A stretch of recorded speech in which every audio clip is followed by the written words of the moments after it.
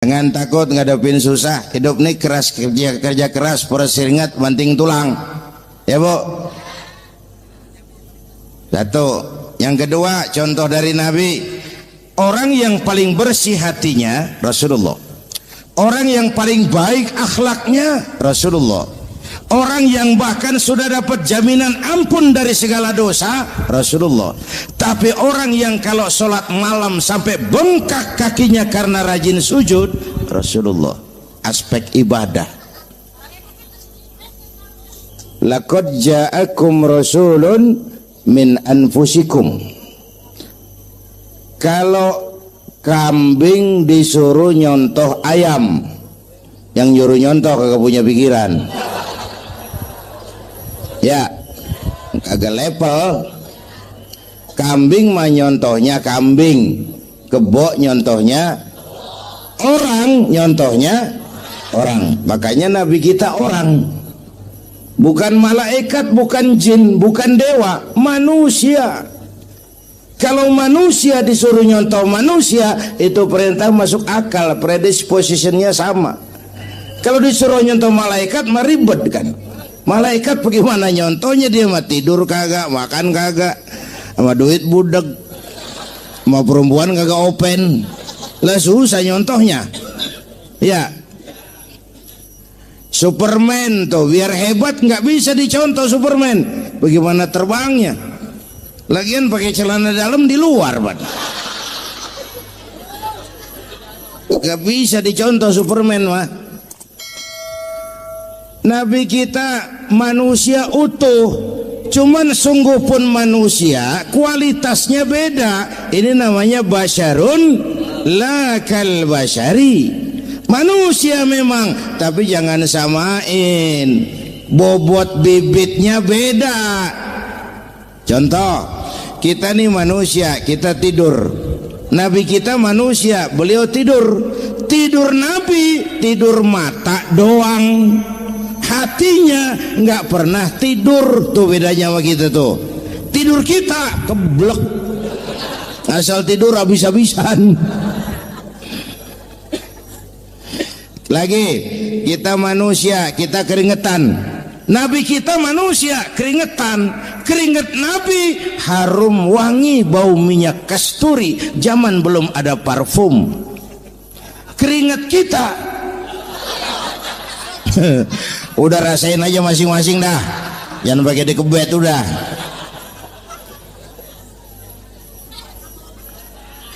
Contoh lagi, kita nih manusia nih, kita beludah nggak? Nabi kita manusia, beliau juga beludah. Ludah Nabi obat, ludah Nabi. Itu kan waktu mau hijrah kan sama Sayyidina Abu Bakar, sampai di Gua Sur, Sayyidina Abu Bakar bilang, saya turun duluan ke gua ya Rasul. Ngapain? Bersihin gua, takut ada binatang berbisa. Silakan. Turun Sayyidina Abu Bakar bersihin gua. Bener tuh, tangannya digigit kalajengking. Sakit, ngebet, bengkak. Kalajengking Arab. Ya emang di Arab kejadiannya. Heran nyaut aja betul. Ditahan aja, udah aman ya Rasul, silakan turun. Lama-lama dalam gua berduaan kelihatan juga Sayyidina Abu Bakar mukanya pucat. Nabi tanya, mabalu kayak Abu Bakar? Abu Bakar kenapa? Nggak apa-apa.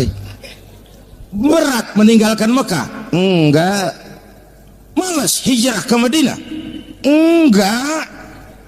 Takut diubur-ubur Quraisy? Orang kata enggak, itu mah enggak. Lah kenapa muka kamu pucat? Tangan digigit kalajengking. Ngapa nggak ngomong dari tadi? Saya nggak mau nyusahin Tuhan ya Rasul. Biar saya tahan, asal jangan nyusahin Tuhan.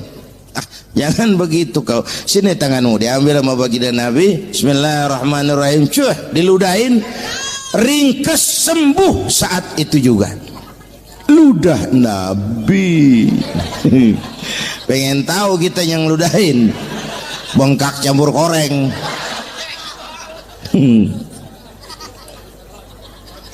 Satu tuh alasannya kenapa Nabi dijadikan contoh, karena manusia. Kalau manusia disuruh nyontoh manusia pasti bisa dong.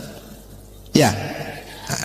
Yang kedua, karena tadi kata Bang Haji Oma, pribadinya itu pribadi yang multidimensi. Mau nyontoh apa? Pak, saya ini pengusaha Pak. Nabi umur 9 tahun udah ke Syria tuh dagang lintas negara Syam tuh. Saya jenderal Pak, Nabi mimpin tentara di medan perang Mas. Saya mau balik Pak, Nabi dakwah Bung. Saya guru Pak, Nabi ngajar Mas. Innama bu'istu mu'alliman, aku diutus sebagai guru, guru umat, guru bangsa. Saya politisi Pak, Nabi diplomat ulung Bung. Saya presiden Pak, Nabi mimpin bangsa dan negara Mas. Saya kepala rumah tangga Pak, Nabi punya anak bini Bang. Ayo lempengan mana dulu cari ngomong. Malah Nabi Isa tuh nggak bisa jadi contoh bagaimana membina rumah tangga bahagia. Bagaimana membina rumah tangga bahagia menurut contoh Nabi Isa? Nggak ada Mas. Kenapa? Nabi Isa belum sempat kawin. Ya, Nabi Isa belum sempat kawin. Ada pengikut Nabi Isa menyangka nggak kawin ajaran Nabi Isa, pada ngikut lagi nggak kawin. Tuh pastor tuh mubazir. Orang dikasih perabotan. Bang bener, saya kalau dalam Islam kiai kagak boleh kawin, saya pilih berhenti jadi kiai. Kalau kagak ada giro-giroan, botak rambut.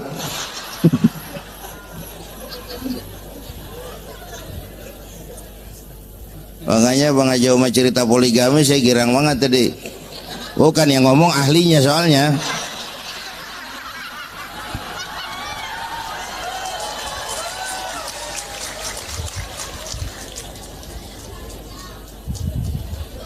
Dadah gitu aja deh ya.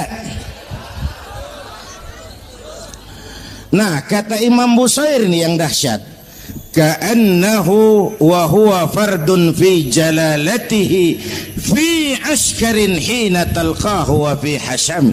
Sepertinya kehebatan Rasulullah itu sama baik sendiri maupun di tengah tentara. Artinya begini, orang hebat banyak, tapi yang hebat di mana-mana susah nyarinya. Baginda Rasul ini lagi duduk hebat, lagi jalan hebat, ada di pasar hebat, lagi di masjid hebat, di medan perang hebat, di depan anak-anak hebat, di mata musuhnya hebat, di depan sahabatnya hebat, di mata istrinya hebat, di mana-mana hebat. Lah susah jadi orang begini Bang. Ya, kita mah hebat juga setempat. Di kantor hebat, sekantor orang diomelin. Di kantor, pulang ke rumah dikeplak sama bininya diem aja. Ini di depan bininya dia kagak hebat dia mah.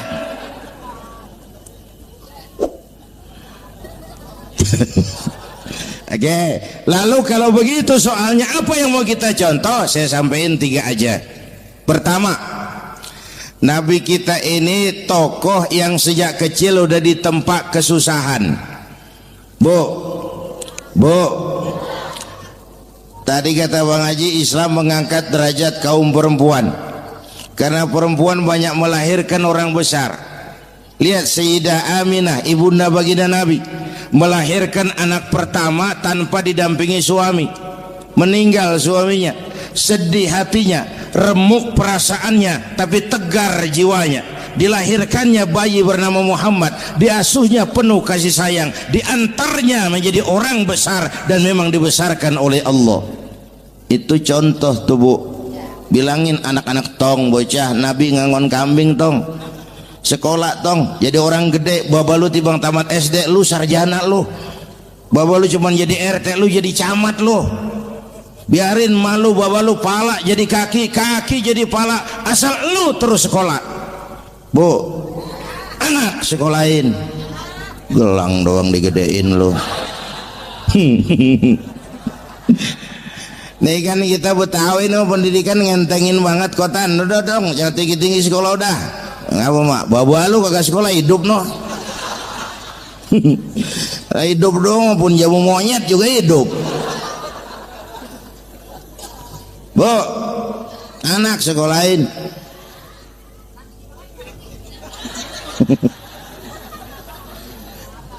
Mahatma Gandhi.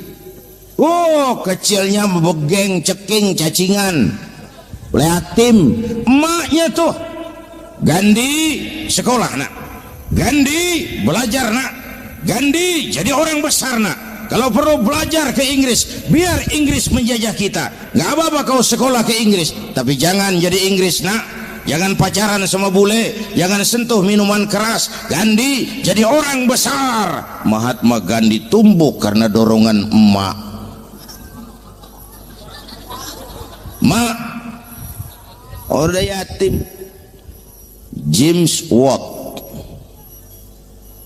Kang Bandrek. Emaknya tuh yang dorong tuh jadi orang besar. Belum lagi perempuan yang jadi besar. Di Indonesia ada Kartini, di Jawa Tengah ada Dewi Sartika, di Jawa Barat Dewi Sartika, di Bengkulu ada Fatmawati Soekarno, sang penjahit bendera merah putih. Di Aceh muncul Laksamana Malahayati, disusul kemudian oleh Cut Nyadin, baru kemudian muncul Cut Keke, Cut Meme, Cut, ya udah tak cut lain dah.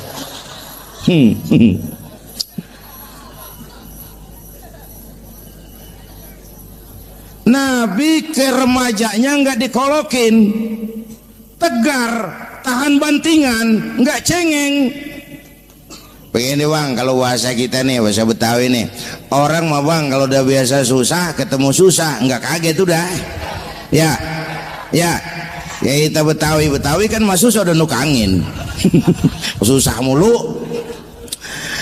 Saya santri nih biasa makan kangkung, datang ke rumah temen dikasih kangkung, makanan gue ini mat, dikasih daging ayam lah nambah, emang apa? Orang mah kalau biasa susah enak nggak kagetan.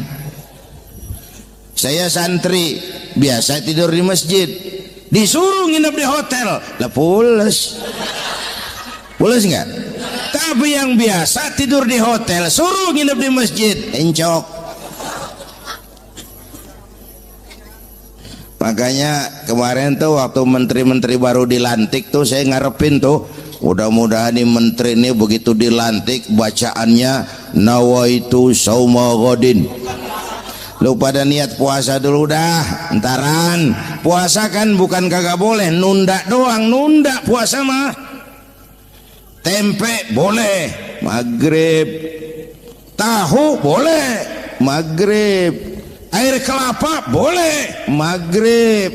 Lu menteri pada mau naik mobil mewah boleh, ntar kalau ekonomi udah mendingan, rakyat udah pada legaan napasnya.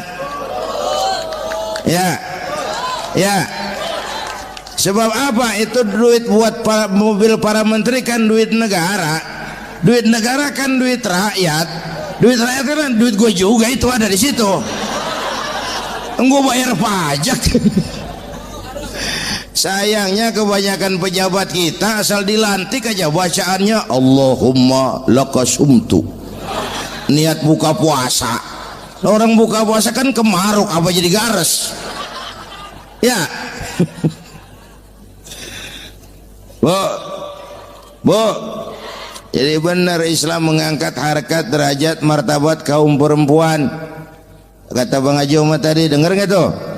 Waktu Nabi ditanya, ya Rasul, siapa yang paling harus saya taati di dunia? Ibumu. Setelah itu, ibumu. Setelah itu, ibumu. Setelah itu, bapakmu. Ibu 3 kali disebut, bapak. Coba pikirin, ibu 3, bapak 1. 1 bapak. Ini bagaimana ngitungnya jadi kerok begini nih ngitung nih.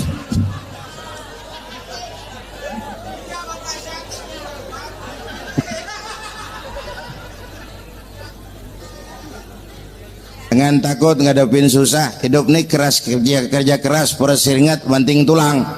Ya Bu. Satu. Yang kedua, contoh dari Nabi, orang yang paling bersih hatinya Rasulullah.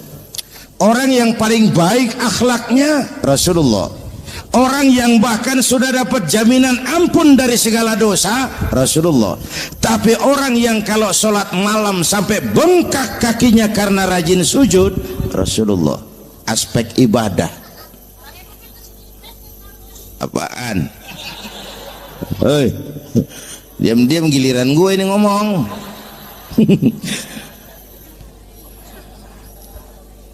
Lo ngomong lagi, udah gue pulang. Canda neng. Udah gantian ya. Ya. Apaan urusan? Orang yang dosanya udah dapat jaminan ampun, kalau sholat malam bengkak kakinya karena rajin sujud. Saya tahu di sini juga banyak yang kakinya bengkak. Semurat. Oke. Kira-kira 3 minggu yang lalu saya menghadiri haul akbar Syekh Maulana Malik Ibrahim di Gresik, haul ke-609. Dari situ saya ke Surabaya ikut zikir sama keluarga besar Tarbiyatul Qulub. Waktu zikir saya terkejut. Ada kalimat yang dibaca ratusan kali menyentak perasaan saya. Kalimatnya sederhana, kita hafalah, yaitu kalimat Ana Abdullah. Dibaca ratusan kali. Ana Abdullah, Ana Abdullah, Ana Abdullah, Ana Abdullah. Buat saya itu menyentak karena memperteguh komitmen, saya hamba Allah, saya hamba Allah. Ah, itu mah Pak Zainuddin kan biasa, itu mah kita semua juga hamba Allah. Betul. Ayo kita bikin luar biasa. Saya mau tanya, Bapak, Ibu hamba Allah apa bukan? 3 orang. Ibu hamba Allah apa bukan? Hamba Allah. Kata siapa? Nah, kata ibu sendiri. Kalau kata sendiri, pan namanya pan ngaku. Ya, orang ngaku mah boleh dong, tiba ngaku, namanya juga ngaku. Cuman diakuin apa enggak, kita pan belum tahu. Ngaku mah murah, diakuin mahal.